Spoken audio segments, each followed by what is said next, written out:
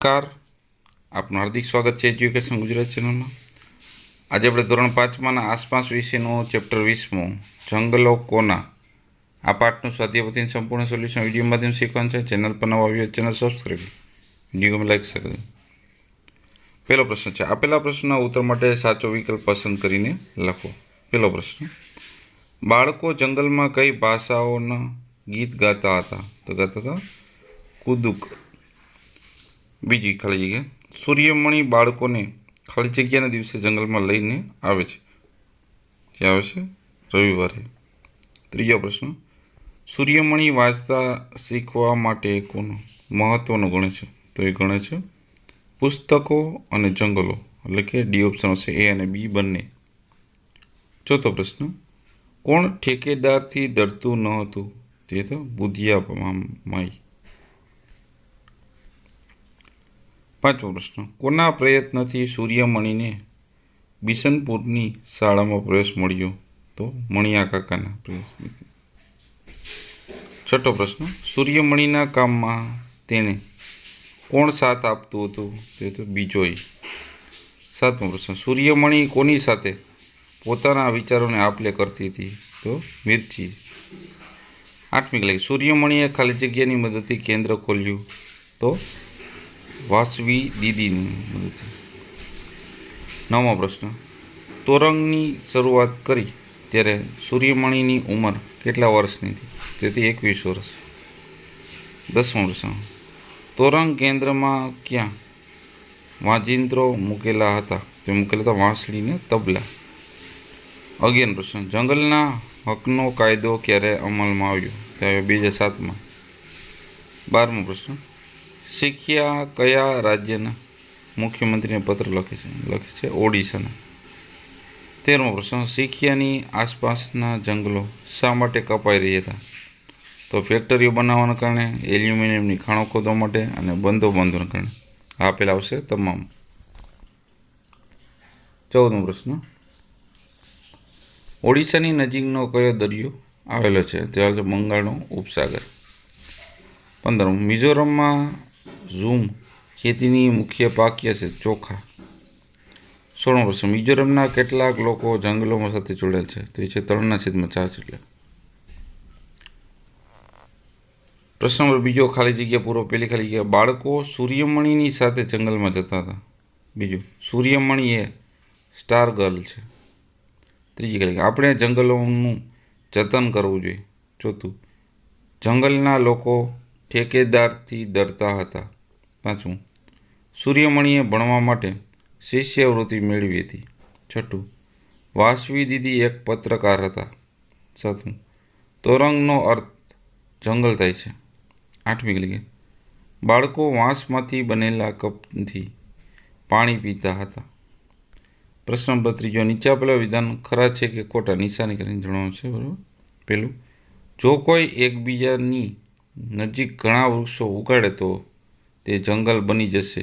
વિધાન ખોટું છે. બીજું, બધા જંગલમાં એક જ પ્રકારના વૃક્ષો હોતા નથી. વિધાન સાચું છે. ત્રીજું, આપણી સહિયારી મિલકતનો જો કોઈ વધારે ઉપયોગ કરે તો તે દરેકે ભોગવવું પડે છે. વિધાન સાચું છે. ચોથું, સૂર્યમણિ તેના ગામમાં BA કરનાર પેલી છોકરી હતી. વિધાન સાચું છે. પાંચમું, સૂર્યમણિના મતે બાળકોએ શાળાની ભાષા શીખવી જોઈએ. વિધાન ખોટું છે. છઠ્ઠું, ઝૂમ કૃષિમાં જમીન ખેડવામાં આવે છે. વિધાન ખોટું છે. સાતમું, મિઝોરમના જંગલમાં વસતા લોકોના લગભગ બધા બાળકો શાળાએ જાય છે. વિધાન સાચું છે. પ્રશ્ન નંબર ચોથો, નીચે આપેલો પ્રશ્ન 1-2 વાક્યમાં ઉત્તર આપો. પહેલું, સ્ટાર ગર્લ એટલે શું? તેનો જવાબ છે, સ્ટાર ગર્લ એ એક યોજના છે જે સામાન્ય છોકરીની અદ્ભુત વાતો કહે છે, જેઓએ એમનું જીવન શાળાએ જઈને બદલ્યું છે. બીજો પ્રશ્ન, તમારા વિચારે જંગલ શું છે? તેનો જવાબ છે, જંગલ એટલે જુદા જુદા પ્રકારના ઘણા વૃક્ષો, છોડ તથા વેલાઓનો વિશાળ જગ્યામાં ફેલાયેલ હોય. તેમાં ઘણા બધા પશુ પક્ષીઓ અને કીટકો પણ રહેતા હોય. પ્રશ્ન નંબર ત્રીજો, વૃક્ષો સિવાય જંગલમાં શું હોય છે? તેનો જવાબ છે, વૃક્ષો સિવાય જંગલમાં નાના છોડવા, પ્રાણીઓ, પક્ષીઓ, જીવજંતુ વગેરે હોય છે. ચોથો પ્રશ્ન, સૂર્યમણીની માતા શું કરતી હતી? જવાબ છે સૂર્યમણીની માતા વાંસમાંથી ટોપલીઓ બનાવતી હતી. પાંચમો પ્રશ્ન, ઠેકેદાર કોણ કહે છે? તો જે વ્યક્તિને જંગલમાંથી જરૂરી લાકડું યોગ્ય પ્રમાણમાં કાપવાની તથા જંગલની વસ્તુ લઈ જવાની પરવાનગી મળી હોય એને ઠેકેદાર કહે છે. બદલામાં તે જંગલનું રક્ષણ પણ કરે છે. છઠ્ઠો પ્રશ્ન, સૂર્યમણી બિશનપુરની શાળાએ જવા શા માટે રાજી ન હતી? જવાબ છે સૂર્યમણીને તેમનું ગામ અને તેનું જંગલ છોડવું ન હતું એ માટે એને શાળાએ જવા રાજી ન હતી. સાતમો પ્રશ્ન, તમારા મતે જંગલો કોના છે? અમારા મતે જંગલો આપણા સૌના છે. આઠમો પ્રશ્ન, બીજી કઈ વસ્તુઓ છે જે આપણી સહિયારી મિલકત છે? તેનો જવાબ છે ભૂગર્ભ જળ, ખનિજો, જળાશયો અને સમુદ્રમાંથી મળતી માછલી તથા વનસ્પતિ, ખનિજ તેલ, વન્ય પ્રાણીઓ અને પક્ષીઓ આપણી સહિયારી મિલકત છે. પ્રશ્ન નંબર 9, તમારા વિસ્તારમાં કોઈ એવી જગ્યા છે જે તમને લાગે કે બધા માટે ખુલ્લી મૂકવામાં આવે પરંતુ ત્યાં બધા લોકો જવા દેવામાં આવતા ન હોય? તેનો જવાબ છે ના, અમારા વિસ્તારમાં એવું એક મેદાન ખુલ્લું મૂકવામાં આવેલ છે પણ ત્યાં બધાને જવા દેવામાં આવે છે. 10મો પ્રશ્ન, સૂર્યમણી કયા આંદોલનમાં જોડાઈ હતી? તેનો જવાબ છે સૂર્યમણી ઝારખંડ જંગલ બચાવ આંદોલનમાં જોડાઈ હતી. 11 પ્રશ્ન, સૂર્યમણીનું કયું સ્વપ્ન હતું? તેનો જવાબ સૂર્યમણીનું સ્વપ્ન તેના કુદુક જાતિના લોકો વનવાસીઓ હોવા માટે ગૌરવ અનુભવે તેવું કરવાનું હતું. 12મો પ્રશ્ન, તોરંગ કેન્દ્રમાં કેવા પ્રકારના પુસ્તકો રાખવામાં આવ્યા હતા? તેનો જવાબ તોરંગ કેન્દ્રમાં કુદુક જાતિ અને બીજી આદિવાસી જાતિઓ વિશેના ખાસ પુસ્તકો સંગ્રહ કરવામાં આવ્યો હતો. 13મો પ્રશ્ન, સૂર્યમણી કોના માટે લડતી હતી? તેનો જવાબ છે કોઈને અન્યાય થાય અથવા જો કોઈને ડર લાગે કે તેમની જમીન અને આજીવિકા લઈ લેવામાં આવશે તેવા લોકો સૂર્યમણી પાસે આવતા અને સૂર્યમણી આવા લોકોને હક માટે લડતી. 14મો પ્રશ્ન, સૂર્યમણીને બીજા દેશોમાં શા માટે આમંત્રણ આપવામાં આવતું હતું? તેનો જવાબ છે સૂર્યમણીને બીજા દેશોમાં પણ વનવાસી લોકોના ઉત્થાન માટેના પ્રયત્નો વિશે તેના અનુભવો આપલે કરવા આમંત્રણ આપવામાં આવતું હતું. પ્રશ્ન નંબર 15, ભારતના કયા કયા રાજ્યોની એક બાજુએ દરિયો આવેલ છે?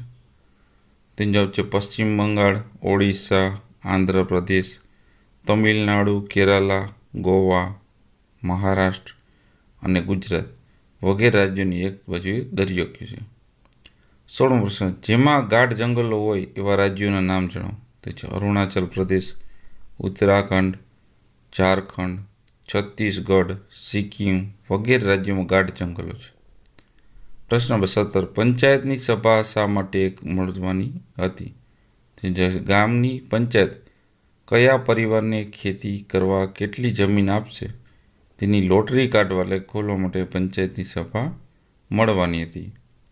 પ્રશ્ન નંબર 18, 1 ટીન જમીન એટલે શું? જેના પર 1 ટીન બીજ ઉગાડી શકાય તે જમીનને 1 ટીન જમીન કહે છે. 19મો પ્રશ્ન, મિઝોરમની આજુબાજુ કયા રાજ્યો છે? તેનો જવાબ છે મિઝોરમની આજુબાજુમાં ત્રિપુરા, અસમ અને મણિપુર રાજ્યો આવેલા છે. પ્રશ્ન નંબર 20, ચામુએ કહ્યું કે તેઓ ટીન એકમનો ઉપયોગ કરી જમીન આપે છે. જમીન માપવાના બીજા કયા એકમ છે? તેનો જવાબ છે જમીન માપવા યાર્ડ, ચોરસ મીટર, ગુઠા, વીઘો, ચોરસ ફૂટ વગેરે એકમો વપરાય છે. પ્રશ્ન નંબર 21, ભારતના કયા ભાગોમાં ઝૂમ કૃષિ પદ્ધતિથી ખેતી કરવામાં આવે છે? તેનો જવાબ છે ભારતના ઉત્તર પૂર્વીય પર્વતીય ભૂપ્રદેશ અને મિઝોરમ રાજ્યમાં ઝૂમ કૃષિ પદ્ધતિ ખેતી કરવામાં આવે છે. 22મો પ્રશ્ન, ઝૂમ કૃષિ દ્વારા કયા કયા પાક ઉગાડી શકાય? તેનો જવાબ છે ઝૂમ કૃષિ દ્વારા એક ખેતરમાં મકાઈ, ચોખા અને શાકભાજી વગેરે પાક ઉગાડી શકાય છે.